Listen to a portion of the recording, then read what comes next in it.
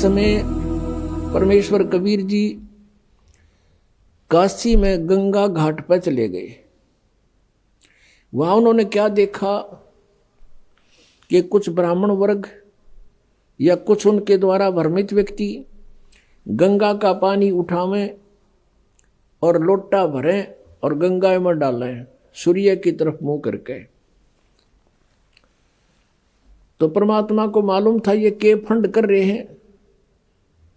परमात्मा कबीर जी गंगा में प्रवेश हुए, गोडों पानी में, घुटनों पानी से भी ज्यादा, और वहां से ऐसे जल को पटरी से बाहर फेंकने लगे खूब जोर जोर से। अब उन पंडितों ने जो अपने पितराती पानी भेजे थे, जल चढ़ावे थे, सूर्य को जल दे थे, उन्होंने पूछा कि कबीर ये क्या कर रहा तू? परमात्मा बोले आप क्या कर रहे हो? उन पंडितों ने कहा कि हम तो अपने पितरों को गंगा जल अर्पित कर रहे हैं। परमात्मा ने बोला, पूछा कि क्या होगा इस अर्पित करने से, कि उनको स्वर्ग में जल प्राप्त होगा? परमात्मा बोले मैं भी यही कर रहा हूं।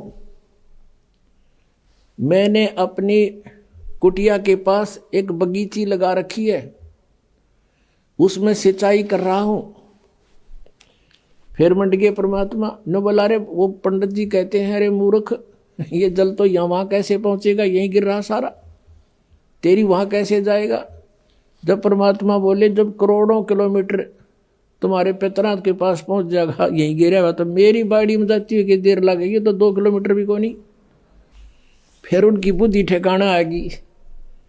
ने बोला, रे भले आदमी हो, एक तो तुम कह रहे हो कि स्वर्ग में सारे सुख, और फिर वहां पानी का अभाव, थारी माथे में कितने न फूट गई, अकल कहाँ गई तुम्हारी?